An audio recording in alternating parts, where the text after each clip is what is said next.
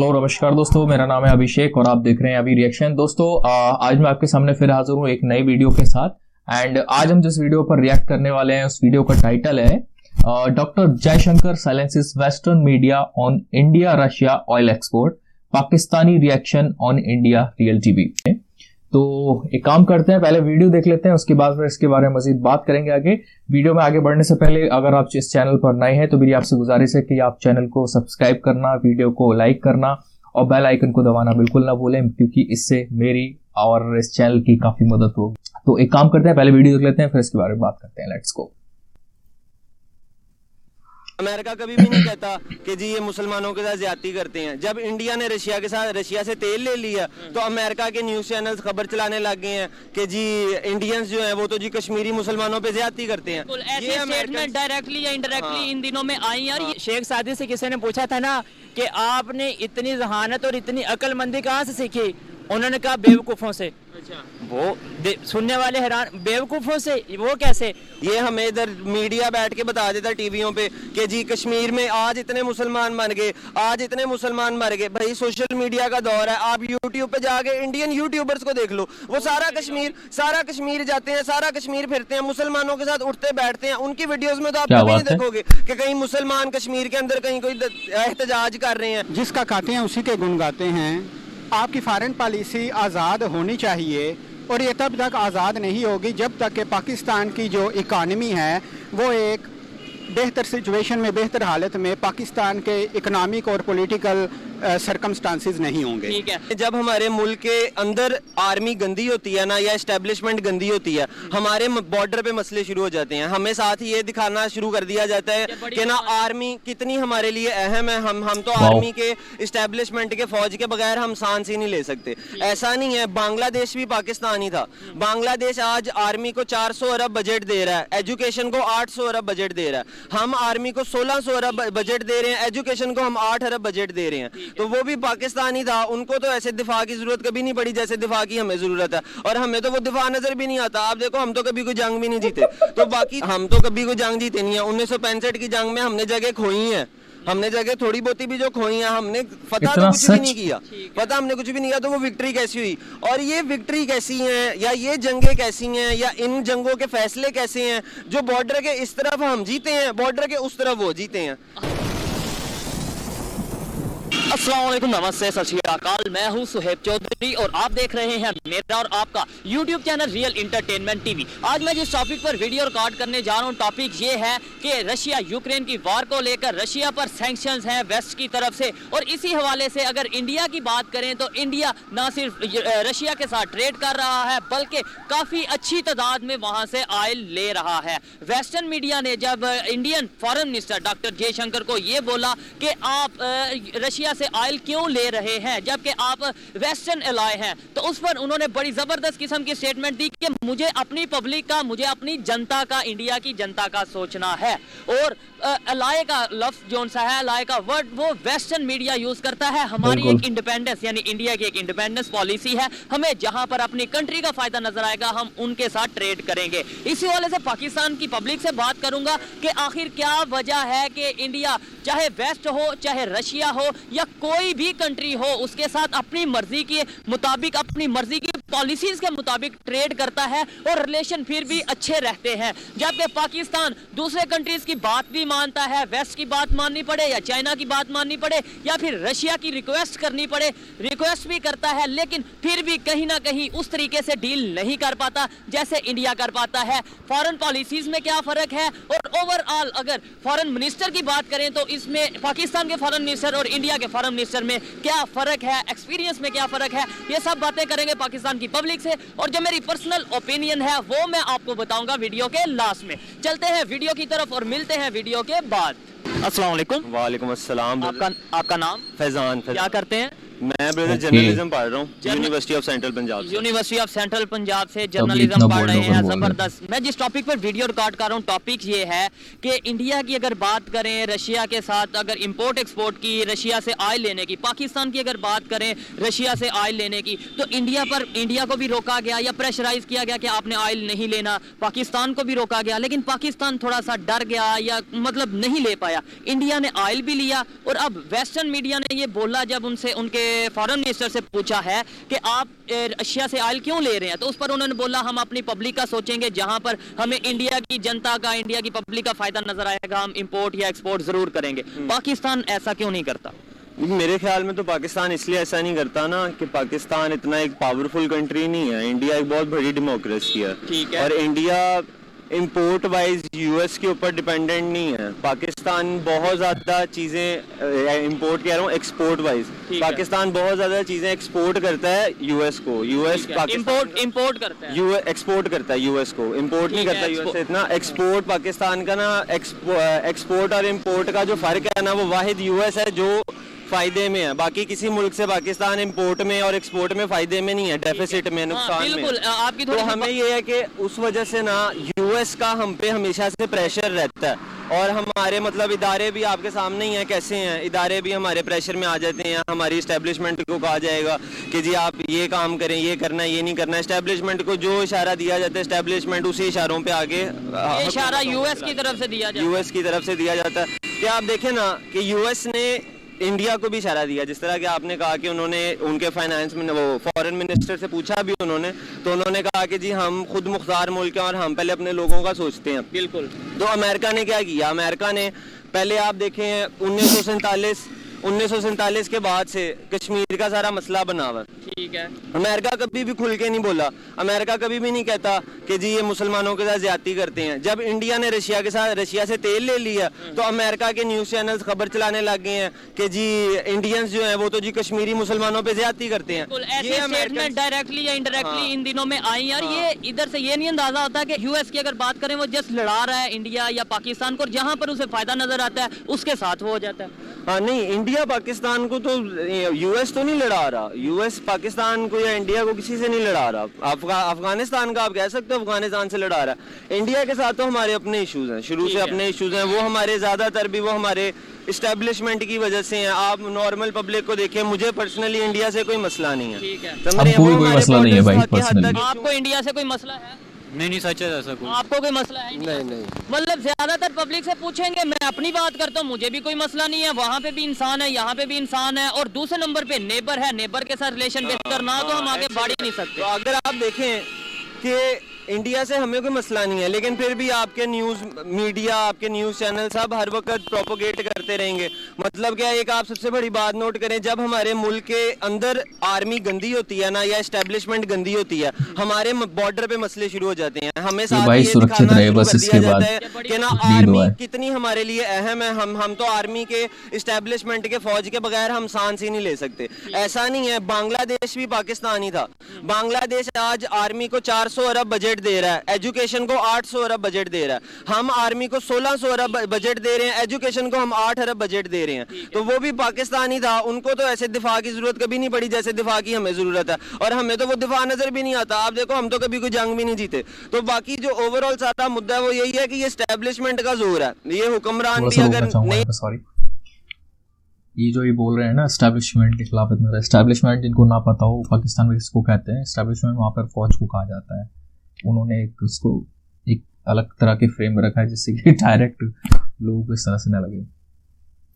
तो अभी ये जो बोल रहे थे कि एस्टैब्लिशमेंट का जो दखल रहता है हमारे यहाँ और ये सारी चीज़ों की वजह से, तो पाकिस्तान में खड़े होकर इस तरह से बोलना again it's almost next to impossible. आशा करता हूँ कि भाई पूरी तरह सुरक्षित रहेंगे, ठीक है ना। और जैसा पहले भी बोल चुका हूँ, काफ़ी हिम्मत चाहिए होती है, ठीक है ना। पाकिस्तान में अगर आप एस्टैब्लिशमेंट के खिलाफ बात कर रहे हैं तो उसके लिए वाकई आपको काफ़ी हिम्मत की ज़रूरत होती है। चलिए आगे देखते हैं। ले सके मतलब मैं ये नहीं कहता कि पीडीएम की हुकूमत ने नहीं लिया, जो भी की हुकूमत ने नहीं लिया, जो भी गवर्नमेंट। और दूसरा जो अभी इन्होंने बोला कि हम कोई भी जंग नहीं जीते अभी तक, लेकिन प्रोपोगेट क्या किया जाता है पाकिस्तान में कि हम जंग जीते हैं, ठीक है ना। तो भाई खुला बोल रहे हैं एकदम से कि कोई भी जंग नहीं जीते हम अभी तक, लेकिन पढ़ाया और वहां पर माहौल इस तरह से बनाया जाता है कि हम सारी जंगें जीते हैं हिंदुस्तान से।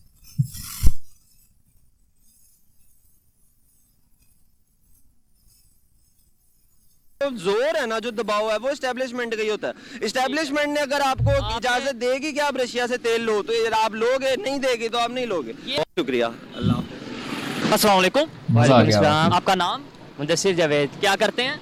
मैं स्टूडेंट हूँ, BSIT कर रहा हूँ। BSIT, जबरदस्त। मैं जिस टॉपिक पे वीडियो रिकॉर्ड कर रहा हूँ वो ये है कि अगर रशिया की बात करें और रशिया से ऑयल लेने की बात करें तो बहुत से कंट्रीज को रोका गया, सैंक्शंस लगाई रशिया पर कि वो ऑयल नहीं इंपोर्ट एक्सपोर्ट कर सकता, कोई उससे ऑयल नहीं ले सकता। इंडिया ने फिर भी ऑयल लिया, बहुत से कंट्री ने और भी लिया, लेकिन इंडिया ने ऑयल लिया, पाकिस्तान ने नहीं लिया। अभी वेस्टर्न मीडिया ने ये बोला है इंडियन फॉरेन मिनिस्टर को कि आप रशिया से ऑयल क्यों ले रहे हैं। उस पर उन्होंने बोला है हमने अपनी जनता, अपनी पब्लिक का सोचना है।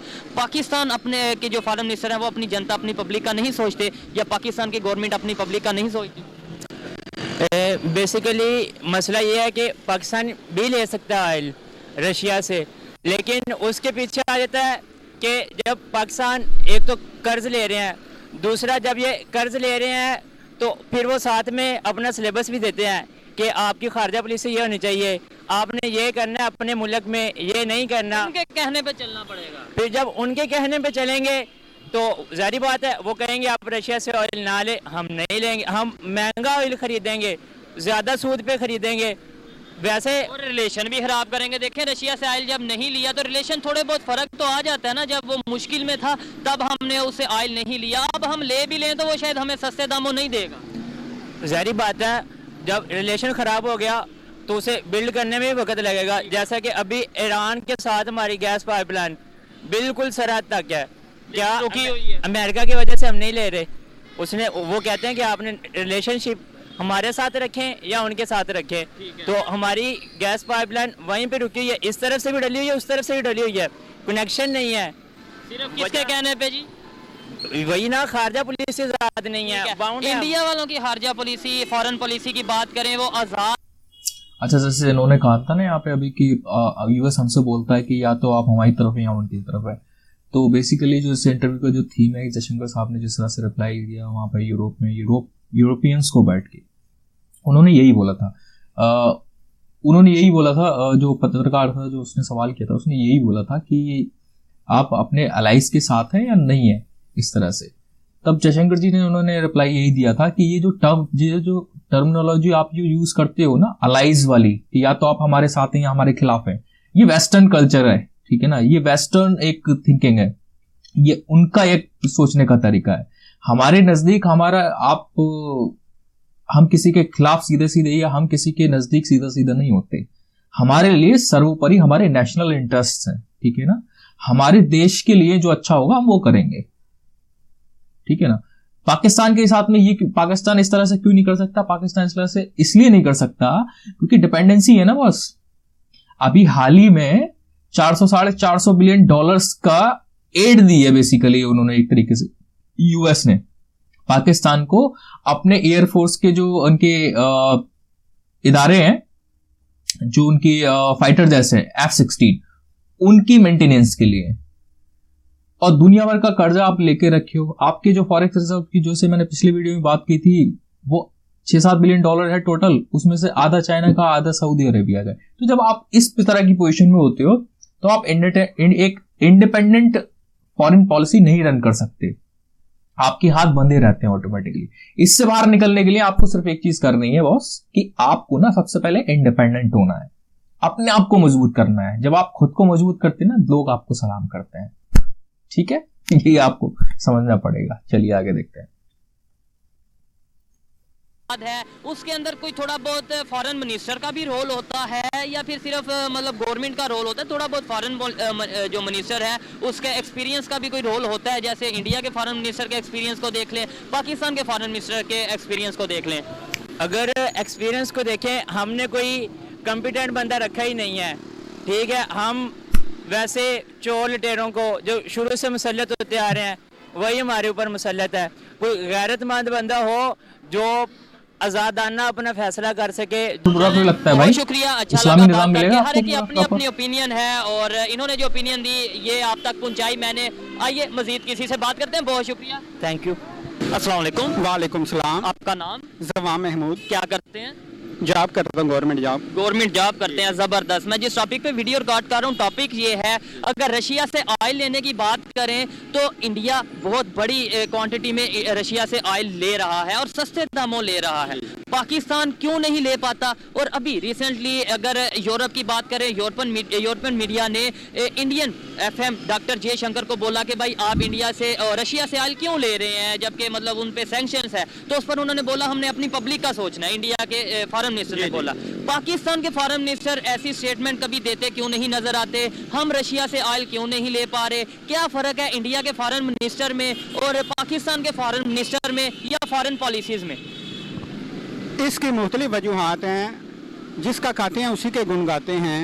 आपकी फॉरेन पॉलिसी आज़ाद होनी चाहिए और ये तब तक आज़ाद नहीं होगी जब तक कि पाकिस्तान की जो इकानमी है वो एक बेहतर सिचुएशन में, बेहतर हालत में पाकिस्तान के इकोनॉमिक और पॉलिटिकल सरकमस्टांसिस नहीं होंगे। ठीक है, लेकिन इकोनॉमी तो तभी बेहतर होगी जब हमारी पॉलिसीज आज़ाद होंगी। ये तो नहीं हो सकता कि पहले इकोनॉमी बेहतर हो फिर हम पॉलिसीज को आज़ाद करें। पॉलिसीज को आज़ाद करेंगे तो ही शायद इकोनॉमी बेहतर होगी। क्या कहते हैं इस पे? पॉलिसी साजी होनी चाहिए इस हवाले से। इंडिया के अगर बात करें उनकी फॉरेन पॉलिसी आज़ाद है या नहीं, क्या समझते हैं आप?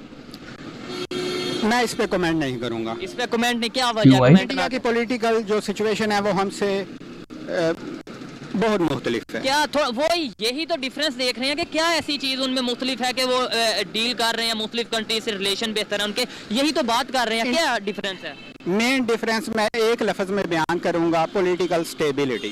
पॉलिटिकल स्टेबिलिटी, वहाँ पर पॉलिटिकल स्टेबिलिटी है और यहाँ पर नहीं है। यहाँ आप पर ये आप कहना देख रहे चाह हैं, आप देख रहे हैं यहाँ ठीक हो पर गया। बेहतरी कैसे आ सकती है?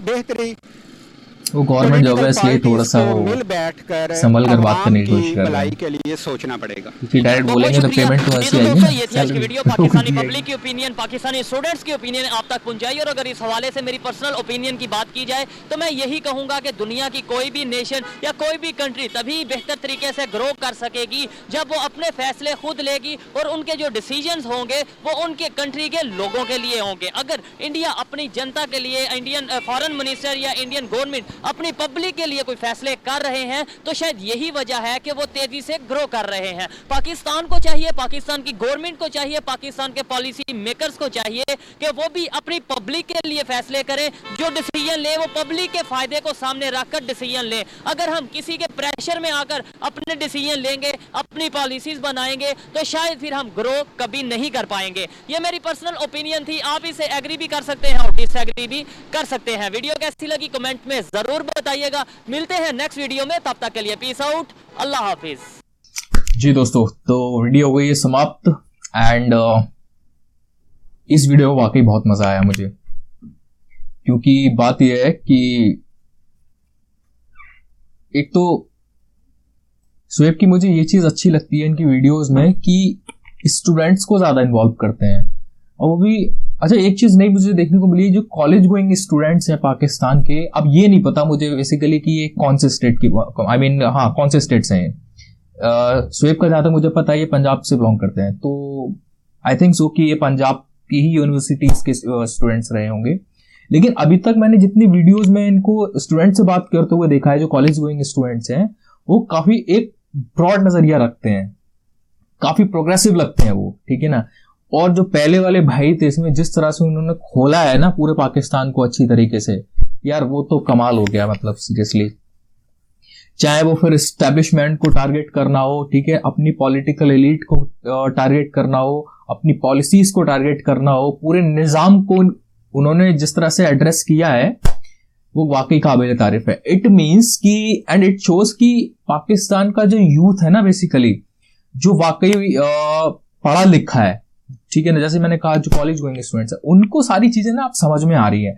बात ये हो गई ना कि अब इंटरनेट का एक्सेस हर किसी के पास है, पाकिस्तान में भले ही लिमिटेड हो, लेकिन हाँ जितना भी है, अब उससे क्या हो रहा है, जैसे कि हम कहते ही हैं कि दुनिया एक ग्लोबल विलेज हो गई है जब से इंटरनेट हमारे पास में आया है। अब हमारे जो नेतागण हैं, उनकी एस्टैब्लिशमेंट है, वो हमें बेवकूफ नहीं बना सकते कुछ भी बोलकर। अब हमारे पास उसको क्रॉस चेक करने के लिए हमारे पास इंटरनेट है, हम उसको क्रॉस चेक उंगलियों पर टिप्स में हम चेक कर लेते हैं उसको विद इन फ्यू सेकेंड्स, ठीक है ना। तो इसलिए झूठ बोलना इतना आसान होता नहीं है। अब उनको सब कुछ दिख रहा है, जैसे उन्होंने कश्मीर की बात की थी कि यार इंडियन यूट्यूबर्स वहां जाके वीडियोस बनाते हैं दुनिया भर के और कितना सब कुछ नॉर्मल है वहां पर, और हमें यहाँ पर जो प्रोपेगेंडा यहाँ पर मीडिया द्वारा करा जाता है उसमें दिखाया जाता है कि वहां पर तो दुनिया भर के अत्याचार हो रहा है, फौज वहां पर कश्मीरियों को मार रही है, ये कर रही है, वो कर रही है। और हाँ, एक चीज मुझे खुद को नहीं पता लगी, ये मुझे नहीं पता था, जैसा सुहेब ने बताया था और उन्होंने भी कहा था कि उनके तरफ जो कश्मीर है, जो पाक ऑक्यूपाइड कश्मीर है, वहां तो वीडियोग्राफी करना ही अलाउड नहीं है। और ये बात करते हैं भाई यार, कमाल इस चीज की, ये बात करते हैं कि भाई कश्मीर में अत्याचार हो रहा है बहुत, ये तो लेवल है यार इनका। दूसरा, जो जंगों की उन्होंने बात की, मजा आ गया। नॉट बिकॉज कि उन्होंने ये बोला कि इंडिया जीत गया, आई एम हैप्पी बिकॉज कि उन्होंने सच बोला। उन्होंने ये बोला कि हम जंगें नहीं जीते हैं, और ये हकीकत है। बेसिकली सारी जंगें उधर से शुरू हुई और वो किसी ना किसी ऑब्जेक्टिव को लेकर होती है। जैसे मैं नाम नहीं लूंगा, हमारे एक मेजर साहब है, वो हमेशा यही बोलते हैं कि आपकी तरफ से जब कोई जंग स्टार्ट की जाती है तो उसका एक उद्देश्य होता है। अगर वो आपका उद्देश्य ही अचीव नहीं हुआ तो आपको उस जंग का कोई फायदा नहीं हुआ, ठीक है ना। तो उन्होंने जितनी बार भी जंग की, वो उद्देश्य उनको अचीव कर नहीं पाए, और उसके बाद जो उनको देखना पड़ा 1971 में जो हुआ, वो पाकिस्तान 2 भागों में टूट गया और बांग्लादेश बन गया एक, ठीक है ना। तो ओवरऑल यार आज की वीडियो में सीरियसली मजा आ गया, एंड आशा करता हूं कि आपको भी वीडियो काफी अच्छा लगा होगा। और इसके साथ साथ मेरी आपसे गुजारिश है कि अगेन चैनल पर अगर नए हैं तो सब्सक्राइब जरूर करें, वीडियो को लाइक करें और मेरा मनोबल जरूर बढ़ाएं। आपसे लेता हूं विदा, फिर मिलूंगा एक अगले किसी नेक्स्ट वीडियो में। तब तक के लिए जय भारत, वंदे मातरम, साइनिंग ऑफ।